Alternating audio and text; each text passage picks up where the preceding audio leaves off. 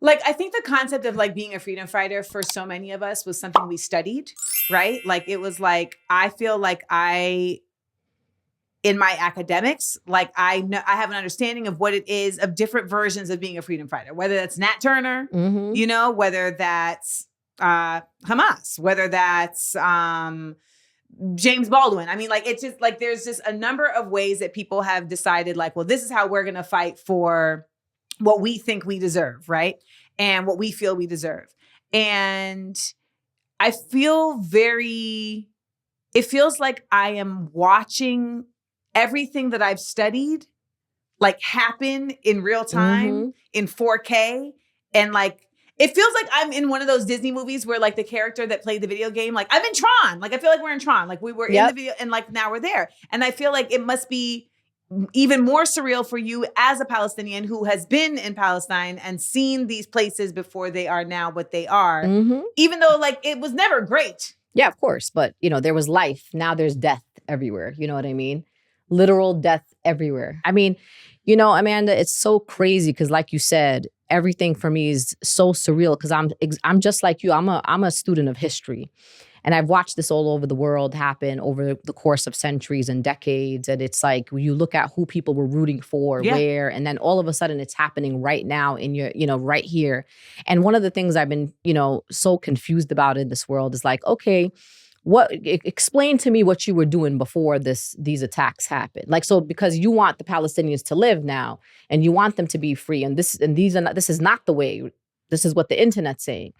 These people have been under 75 years of occupation. These are people that have been dispossessed from their homes. These are people that live under the boot of a brutal military occupation. I'm talking about people who can't go from village to village. Like people who live in the West Bank need a travel permit to go 15 minutes to pray in Jerusalem. The people of Gaza, who people will tell you, oh, they withdrew from Gaza. Oh, they tell you all this stuff because they think that people are not intelligent enough to get the details. So you withdrew troops from Gaza, but then you control their airspace, you control their borders, you control their sea. They don't have an airport. They can't determine their own livelihood. Why don't they have an airport anymore? Why don't they have an airport? Because why would you give people an airport to be able to... They bombed it. Well, that part, I mean, listen, they bombed had one. Well, they had an airport. Well, they bombed the airport. But also, even if they didn't bomb the airport, no one would be able to go anywhere, right? That's the thing. The point here is that you even need, let's say, for example, a young person from Gaza applies for a Fulbright scholarship, for example, right? And they get the Fulbright scholarship. The Fulbright institution will grant you a scholarship, but the state of Israel would have to grant you a travel permit to leave Gaza to go and fulfill your Fulbright scholarship. So even if they had an airport, which of course, when you said bombing, I was like, oh yeah, of course, that's exactly. I mean, I was like, I thought you had a different story going on, Sarah, because I was like, bomb, that's what they do, that's the normal thing. But I'm so like, I was like, maybe there's some other thing that I don't know about. But even if they had one, they wouldn't be able to use it in that same way. I mean, the restrictions on everything about your life. Imagine someone literally choking you on every aspiration that you have. And so what I want to understand and what I don't understand from the people out there who everyone apparently is an expert on this issue, I'm looking at my people and I'm thinking to myself, what did you want them to do? You want them to stay, another 100 years, another 200 years, 500 more years under siege, under occupation? Well, but that's what they're not saying out loud, is that they don't see them as people deserving of freedom. Oh, absolutely. That's what I'm saying. My thing is like, one part of people wants to be like, of course the children shouldn't be getting killed. They'll say that. But I'm like, okay, so what are you doing? What are you doing? What are you doing for those children right now? And it's just this place of like, I remember this one video that I love watching, which is a video of Nelson Mandela when he came to the United States, and he was sitting in this big audience, and people came out from everywhere to watch Nelson Mandela. And a guy got up to try to challenge Nelson Mandela, and he started bringing up Yasser Arafat and Gaddafi, and he talked about Castro or whatever.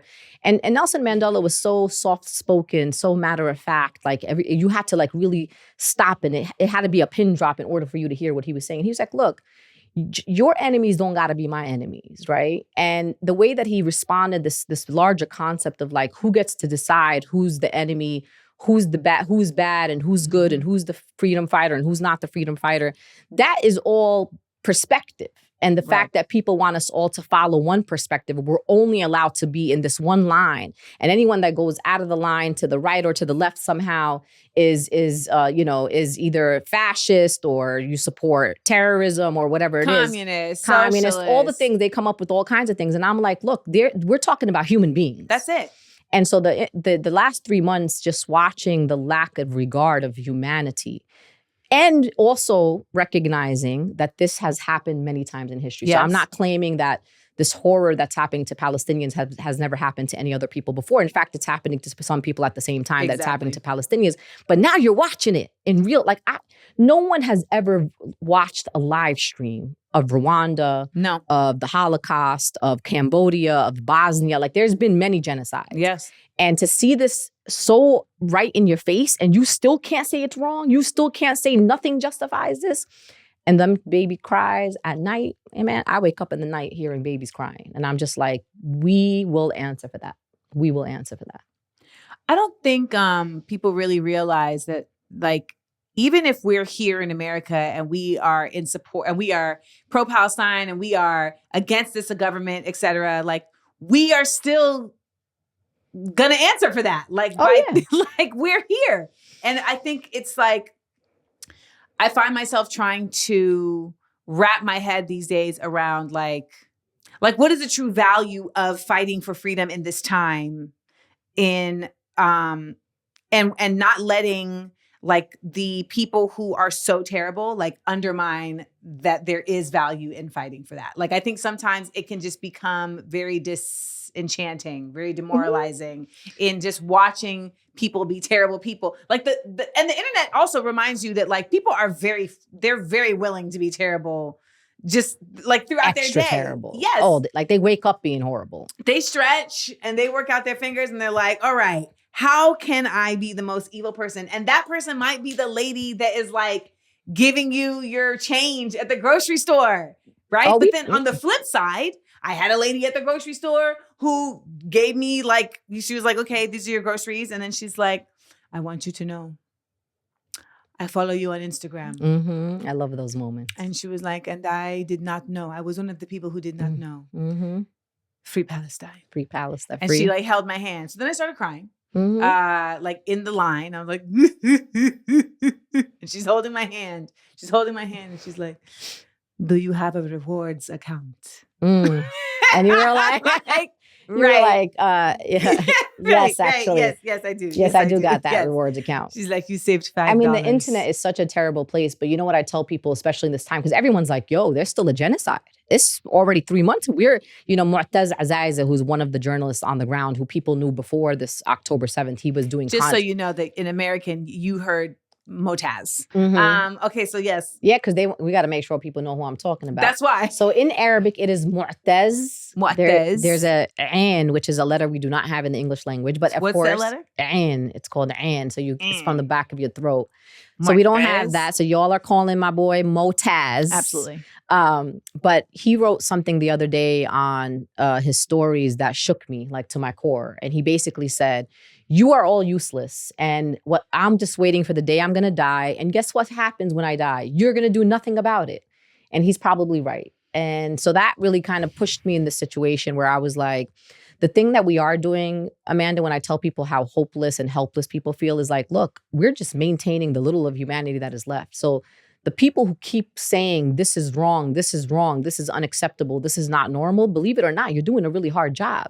Well, what we did post on the internet was a video asking for your questions. And so we're going to answer them over at the Amandaverse. So shout out to all of our Patreon subscribers, the SEAL Squad. We're going to come to you right now. I know that I don't eat like I should. And I really do feel, Moni just looked at me like, And I feel like if I really dig deep into that, there's something I'm it's like an abuse that I'm putting myself through. Mm-hmm. It's like a self struggle because of a guilt. That's right.